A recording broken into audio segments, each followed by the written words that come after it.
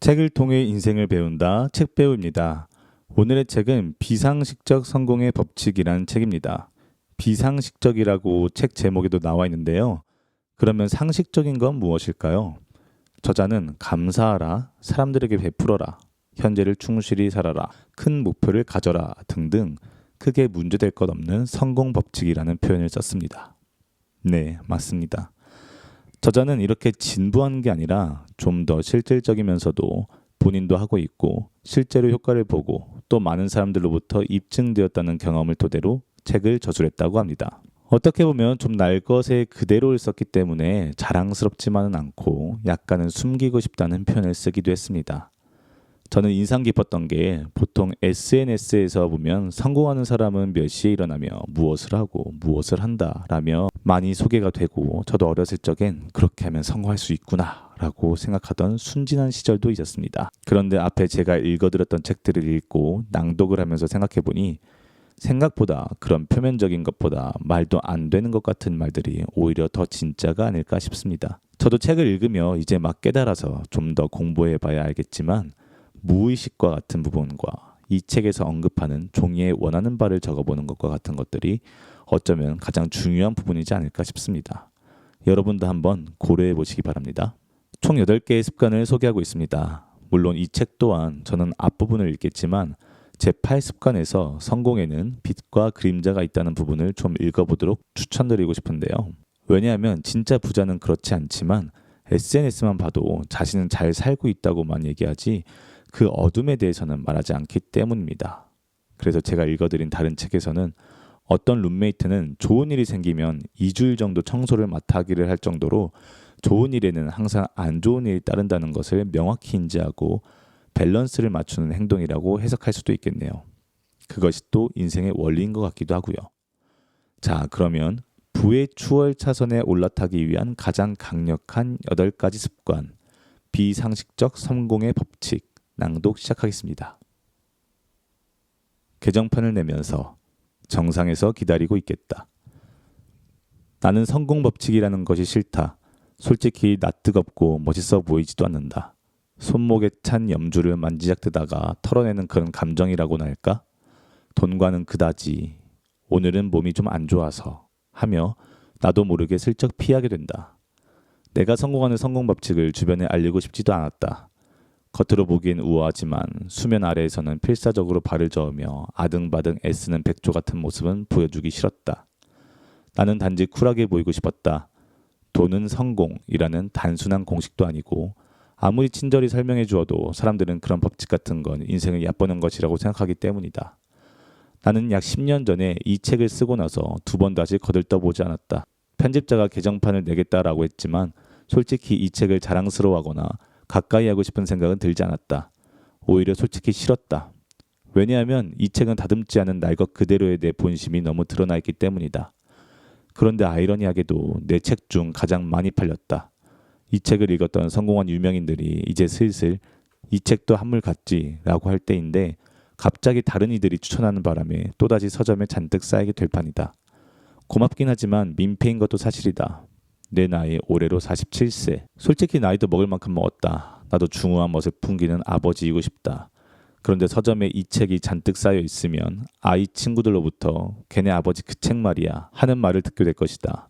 그 말인즉 리젠트로 잔뜩 멋을 내던 예전의 나를 길거리에서 갑자기 마주치는 것 같아서 상당히 어색하다는 뜻이다. 미안하지만 나는 이 책이 왜 아직도 잘 팔리는지 잘 모르겠다. 그런데 확실히 아는 한 가지는 이 책을 갖고만 있어도 성공하더라는 것이다.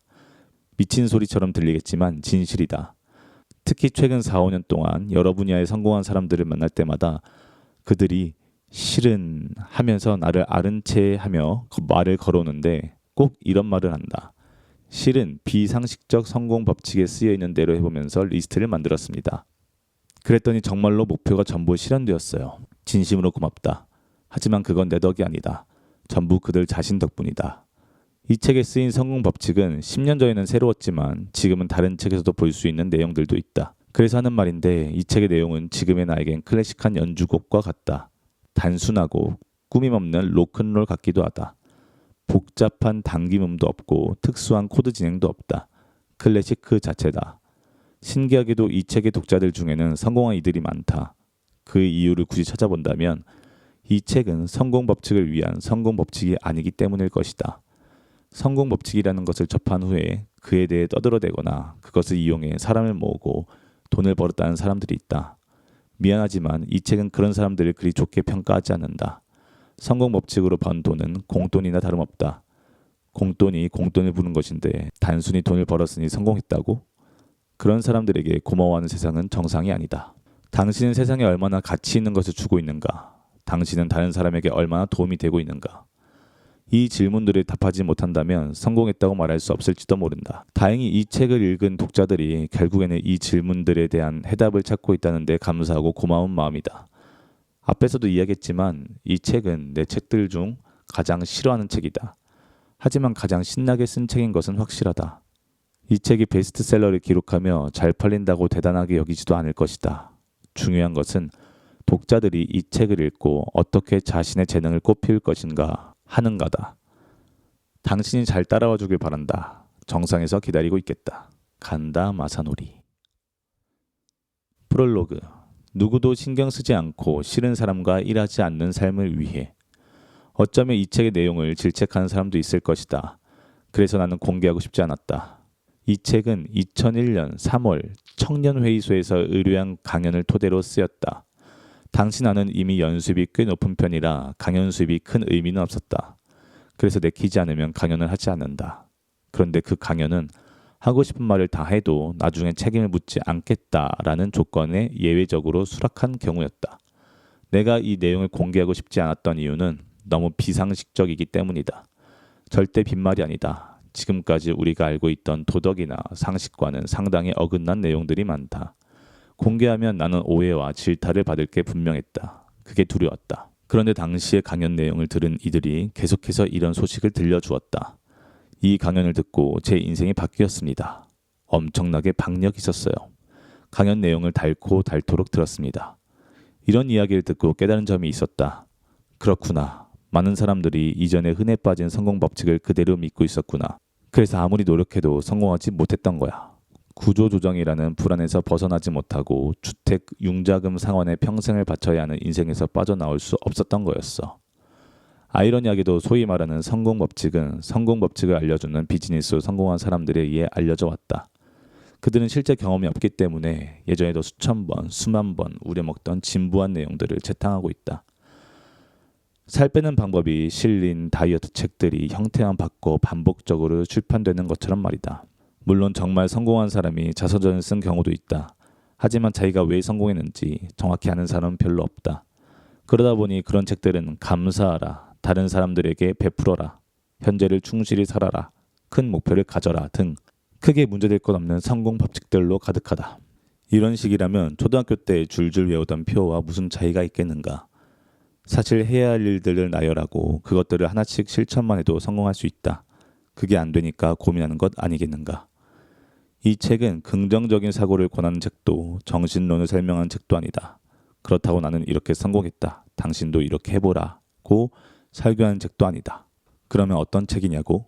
성공 법칙을 싫어하는 사람들이 성공하기 위해 참고하는 실용서를 할 수 있다. 보통 사람들이 집 한 채를 마련하고 스포츠카를 타기까지 최단 거리로 주행할 수 있도록 도와주는 책이다. 게으른 사람도 추월 차선으로 올라설 수 있는 세상에서 제일 간단한 방법을 알려주는 책이다. 매일매일 똑같은 일상에 숨이 막힐 것 같은 샐러리맨이 회사에서 독립해 상식적이지 않을 만큼 경제적인 자유를 경험하도록 해주는 책이다. 그렇다. 당신이 세상을 향해 보란듯이 마주할 수 있도록 도와주기 위해 나는 이 책을 쓴 것이다. 그래서 정신론이나 인간 본성론 따위는 도려내고 최소한으로 필요한 내용만 추렸다. 미리 이야기하지만 성공하기 위해 오랜 시간을 들여 성공 법칙을 공부할 필요는 없다. 성공을 노려보며 성공 법칙에만 빠져있는 사람들이 있는데 딱한 일이다. 스케줄 관리를 위해 스케줄 관리 수첩 사용법을 배우는데 엄청난 시간을 투자하는 것과 다를 바 없다. 성공하기 위해서는 필수적인 것들을 배우고 그것을 실천하기만 하면 된다. 정작 필요한 것은 많지 않다. 이 책에서 내가 쓰고자 했던 내용은 스위치를 켜면 누구나 자동으로 풍요로운 시스템에 관한 것이다. 누구나 자동으로 풍요롭게 되는 시스템이라고? 그런 시스템을 어떻게 증명할 수 있단 말인가? 지금부터 내가 말하고자 하는 기본 내용은 다음의 3가지이다. 첫 번째는 나 자신의 실제 경험이다. 몇 년 전까지만 해도 나는 부정적이고 스스로에게 관대하면서 나태한 사람이었다. 그런데 내가 셀러리맨에서 독립한 후 2년 만에 고액 납세자가 되고 부자 순위 명단에 올랐다. 현금으로 땅을 사고 집도 지었다. 나에게는 기적과 같은 일이었다. 집을 갖고 싶은데 30년 상환으로 주택자금 융자라도 받아야 하나 고민하던 나였기에 솔직히 이건 꿈이 아닐까 매일 아침 뺨을 꼬집어 보곤 한다. 그때의 경험을 있는 그대로 이야기하고 싶다. 두 번째는 컨설턴트로서 내가 3,000개 넘는 회사 경영자들을 만나면서 알게 된 실제 사례들이다. 이 방법들은 단순히 이론에만 그치지 않는다. 나였기 때문에 혹은 나에게만 적용되는 개인적인 사례도 아니다. 이 방법으로 이미 몇 사람이나 놀라울 정도로 단기간에 연수입을 높이고 있다. 연수입 1억 원은 당연한 일이다. 셀러리맨 탈출 2년 만에 10억 원의 수입을 올리는 사람도 나오기 시작했다.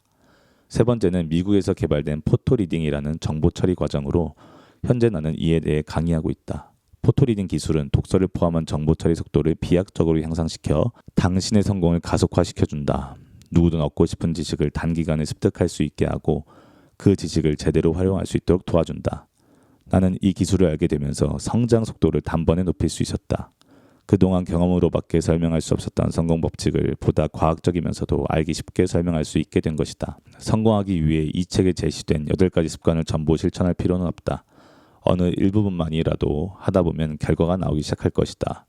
먼저 이 책을 한번 읽어보길 바란다. 간단 명료하게 설명하기 위해 거칠지만 직설적으로 표현했으니 오랜 시간을 들이지 않고도 읽을 수 있을 것이다. 각 장을 넘길 때마다 기존에 품고 있던 당신의 생각이 바뀌고 있음을 느낄 것이다. 나는 이 책을 많이 팔기 위해 쓴 것이 아니다. 당신에게는 이 책에 담긴 지식을 자신의 것으로 만드느냐 아니냐가 큰 영향을 주겠지만 당신이 이 책을 사지 않아도 나는 달라질 게 없다. 지금처럼 앞으로도 나는 자유롭고 풍요로운 삶을 이어가면 된다. 누구도 신경 쓸 필요가 없고 상대하기 싫은 사람과 일하지 않아도 된다. 그렇다면 나는 왜 이 책을 썼을까? 답은 간단하다. 혼자만 부자가 되면 재미가 없기 때문이다. 생각해보라. 멀리 떨어진 작은 섬에서 혼자 1,000억 원을 갖고 있으면 무슨 재미가 있겠는가? 나는 많은 친구들과 함께 부자가 되고 싶다. 함께 성공하고 함께 돈을 벌고 싶다. 그리고 번 돈을 가치 있는 일에 함께 쓸 수 있는 사람을 찾고 있다. 그런 동료를 한 사람이라도 더, 하루라도 더 빨리 모으고 싶다. 그 목표를 이루고 싶어서 나는 그들에게 필요한 것을 이 책에 전부 쏟아내려 노력했다. 그럼 이제부터 상상도 못할 만큼 당신을 자유롭고 풍요롭게 만들어줄 프로젝트를 시작해보자. 들어가면서 성공은 악의 감정에서 시작된다. 나는 마법의 램프를 문질렀다. 이사했다면서? 집은 산 거야? 대학 동창 모임에서 친구가 물었다. 그래, 큰맘 먹고 장만했지. 내 대답을 들은 친구는 한숨을 쉬며 말했다. 나도 작년에 아파트를 샀거든. 너나 나나 앞으로 고생길이 훤하다.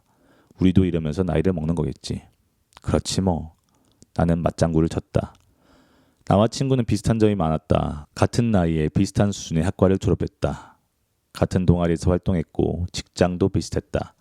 그리고 비슷하게 행복한 결혼 생활을 하며 아이를 키우고 있었다. 다른 것은 단 하나. 친구는 30년 상환 조건으로 주택 융자를 받아 아파트를 구입했지만 나는 현금으로 땅을 사고 집을 지었다는 점이다. 왜 이런 차이가 생기는 것일까?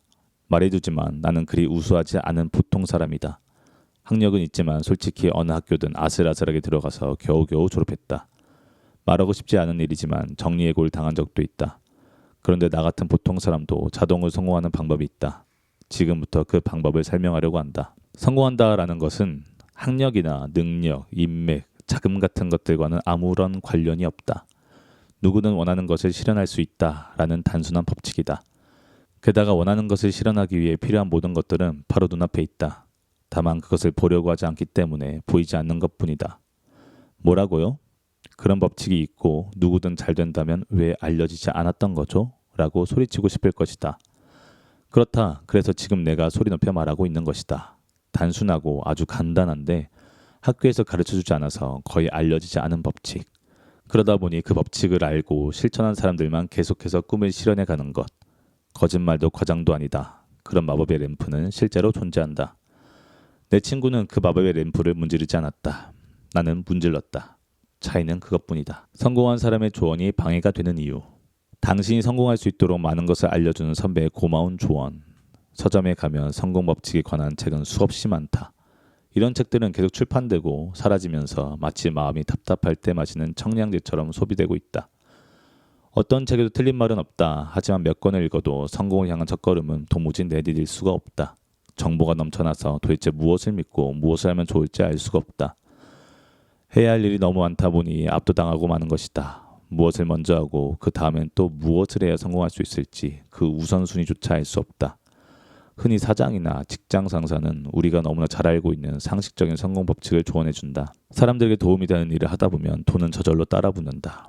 너무도 그럴싸한 말이라 누구도 반론할 수가 없다. 상식적인 성공 법칙은 그 외에도 많다. 겸허하지 않으면 안 된다. 정말 중요한 것은 돈이 아니다. 인간관계를 소중히 여겨야 한다. 이런 말들을 실천하면 정말 성공할 수 있을까? 현실로 돌아와 주위를 둘러보자. 이 말대로 살았는데도 연봉 5천만 원 직장인으로 퇴직하는 사람들이 부지기수다. 이런 표어들이 나쁘다는 것은 결코 아니다. 나 역시 악한 사람은 아니니 겸허한 자세로 살고 싶다. 돈으로 행복을 살 수 없다는 것도 사람과의 만남이 인생을 바꾼다는 것도 잘 알고 있다. 하지만 상식적인 성공 법칙을 믿고 그대로 실천해도 보통 사람에겐 성공으로 나아가는 길이 도무지 열리지 않는다. 바로 이것이 문제다. 그렇다면 상식적인 성공 법칙은 왜 실제로 도움이 되지 않는 경우가 많을까? 나는 그 이유를 어느 정도 돈을 번 이후에야 알게 되었다.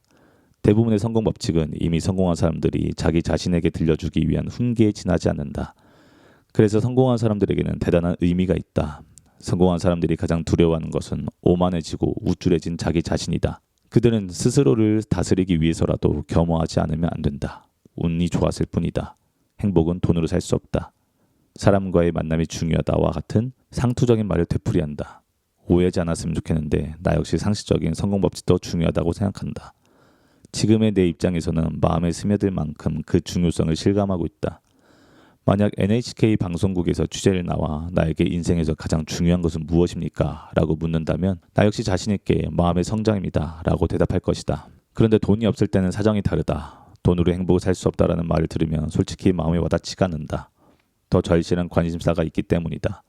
어떻게 내 집을 마련하지? 어떻게 해야 가족에게 최소한의 생활비를 보장해 줄 수 있을까? 아이들을 제대로 교육시키고 싶은데 교육비는 어떻게 마련하지? 보통 사람들에게는 이런 현실적인 문제들이 몇만 배나 더 중요하다. 그런 상황에서 돈으로 행복을 살 수 없다라는 상식적인 말은 그저 잠깐의 위안일 뿐이다. 누구나 당장에 돈벌이가 필요한 상황인데 돈이 전부가 아니다라는 말을 듣는다면 어떻겠는가? 상식적인 성공 법칙이 오히려 부정적으로 작용하지 않겠는가? 보통 사람이 돈을 버는데 회의를 느끼면 어떻게 될까? 그 결과는 치명적이다. 돈이 벌리기 시작하자마자 스스로 제동을 걸어버리기 때문이다. 보통 사람에게는 겸허한 것도 불리하다. 영업하는 사람이 겸허하게 굴었다간 가치만 깎이게 될 것이다.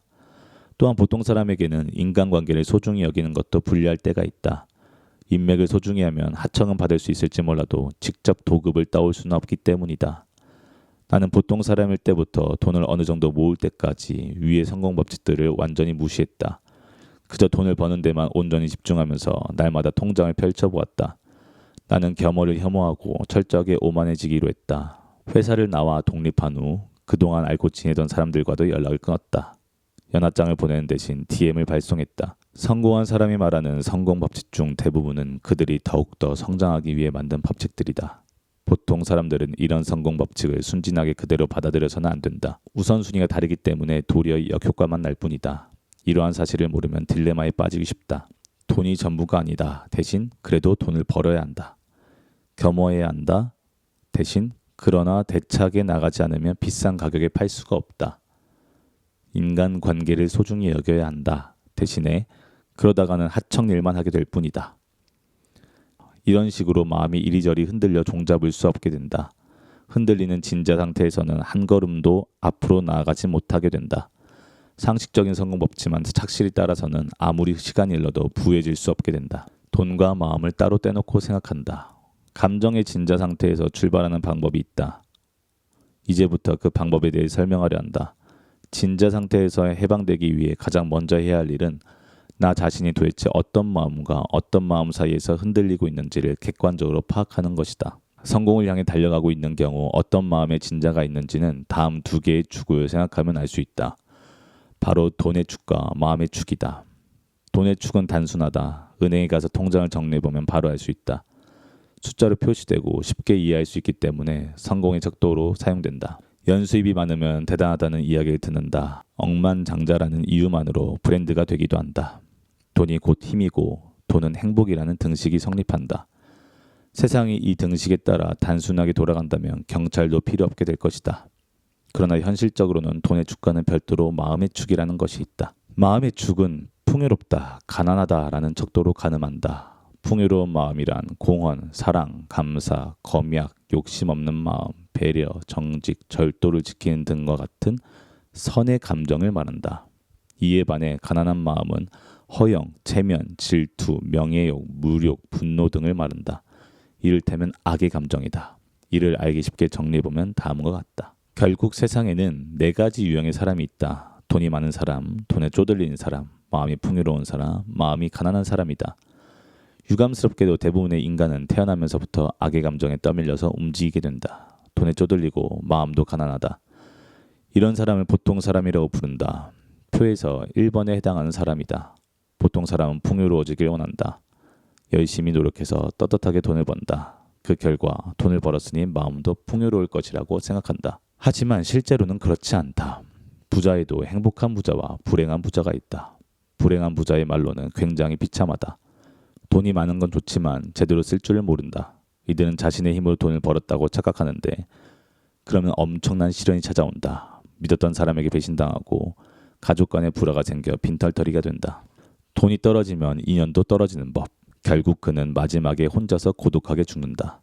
도대체 내 인생은 무엇이었단 말인가 하고 중얼거리면서. 당신은 마지막 순간에 홀로 외롭게 죽고 싶은가? 이건 과장이 아니다. 부자가 될 때까지는 좋았지만 돈을 쓰면 남은 인생이 생지옥이 된다. 왜 성공에 악의 에너지가 필요할까? 행복은 돈으로 살 수 없다. 진부한 표현이지만 이는 부정할 수 없는 진실이다. 그렇다 해도 당신은 이 진실을 직접 체험하고 싶을 것이다. 보통 사람에서 벗어나 돈과 행복 둘 다 얻고 싶지 않은가? 가능하다면 표의 1번에서 4번으로 곧장 가고 싶지 않은가? 그렇다. 우리 같은 보통 사람들은 욕심이 많다. 돈도 벌고 싶고 사회에 의미 있는 일도 하고 싶다. 사람들에게 사랑도 받고 싶다. 결국 모두 다 갖고 싶다는 것이다. 하지만 돈과 마음을 한꺼번에 모두 얻기란 여간 어려운 일이 아니다. 앞에서 말한 대로 딜레마에 빠지기 때문이다. 돈을 갖고 싶다라고 생각하지만 돈은 중요하지 않다라는 말이 걸리고 물건이 갖고 싶다라고 생각하지만 사치는 안 된다라는 딜레마다. 이런 딜레마에 빠지면 어느 방향으로 나아가야 할지 갈피를 잡지 못하게 된다. 이쪽으로 저쪽으로 흔들리는 진자 상태가 되고 만다. 말 한 마리가 갈림길에 서 있다. 이쪽에는 물, 저쪽에는 건초가 있다. 그런데 말은 어느 쪽으로 가면 좋을지 망설이다가 굶어 죽고 말았다. 당신도 그 말과 똑같은 상태가 될 수도 있다. 진자 상태에서 벗어나 단기간에 재정적으로 풍요로운 성공을 이룰 수 있는 방법이 있다. 이 방법은 2단계로 나누어 실천하는 것이 좋다. 우선은 자신이 가진 악의 에너지를 활용해서 단기간에 금전적으로 안정 궤도에 오른다. 그런 후 마음도 풍요로워지도록 필사적으로 노력한다. 즉 돈과 마음을 동시에 겨냥하는 것이 아니라 일단 돈에 우선순위를 두고 그런 다음에 필사적으로 마음을 연마하는 것이다. 이 2단계 실천 방법을 잊지 말자. 그렇다면 악의 에너지를 활용한다는 말은 무슨 뜻일까? 악의 감정은 질투, 적대심, 체면, 허영심과 같은 감정이다. 우리는 일반적으로 이러한 부정적인 감정을 마음에 담아서는 안 된다고 배웠고 그렇게 알고 있다. 긍정적인 사고를 절대적으로 믿는 이들이 가장 혐오하는 감정이기도 하다. 그런데 사실 악의 감정은 높은 에너지를 갖고 있다. 악은 선과는 플러스와 마이너스로 극성이 다를 뿐 에너지라는 관점에서 보면 엄청나게 강력한 에너지를 가지고 있다. 인간이 가진 악의 감정은 전쟁을 일으키고 살인을 저지르는 등 말도 안 되는 힘을 가졌다. 선을 몸소 실천한 마더 테레사 수녀나 간디 같은 인물은 찾아보기 어렵지만 범죄와 같은 잘못을 저지르는 사람은 너무나도 많다. 그만큼 보통 사람에게는 악의 에너지가 충만해 있다. 금전적인 성공에 이르는 여정에서 이런 부정적인 감정이 갖는 에너지를 활용하는 사람들이 많다. 아니다. 지금 한 말은 취소하겠다. 이를 활용하지 않은 사람은 거의 없지 않을까? 성공한 사람들의 이야기를 들어보면 어렸을 때 정말 가난했거나 성적이 좋지 않았다거나 하는 등의 콤플렉스를 갖고 있는 경우가 많다. 보란듯이 사람들을 깜짝 놀라게 해주고 싶다는 야심을 발판 삼아 회사 상장까지 한 사장들도 많다. 내 경우를 이야기하자면 어쩌다가 외무성에 취직하긴 했는데 거기서는 정년까지 일해도 도쿄대학 출신들에게 밀릴 수밖에 없다는 사실을 알게 되었다. 분했다. 그만두고 나와 컨설팅 회사에 취직했다. 그런데 그곳에서는 공무원 출신이 뭘 제대로 할 수 있겠냐며 정리해고를 당했다. 외국 가전제품 제조회사에서는 냉장고와 세탁기를 팔았는데 고객에게 멍청한 놈이라는 소리까지 들었다. 두고 봐라. 내가 기필코 당신들 코를 납작하게 해줄 테다. 당신들이 버는 연수입보다 몇십 배는 더 벌고 말 거다. 분노의 감정을 안고 나는 독립했다. 거짓 없는 내 본심이었다. 질투와 분노는 매우 강력한 에너지다. 그래서 때로는 대중을 흥분시키기도 한다. 전 외무성 장관인 다나카 마키코나 대표적인 보수파 정치인인 이시하라 신타로 같은 인물들을 예로 들 수 있다. 인기 있는 정치가는 자신이 싫어하는 은행이나 행정가를 대중들이 적대시하도록 아주 교묘하게 분노라는 에너지를 이용한다. 악의 감정을 사용하는 방법을 알고 있다면 대단한 힘을 갖게 되는 것이다.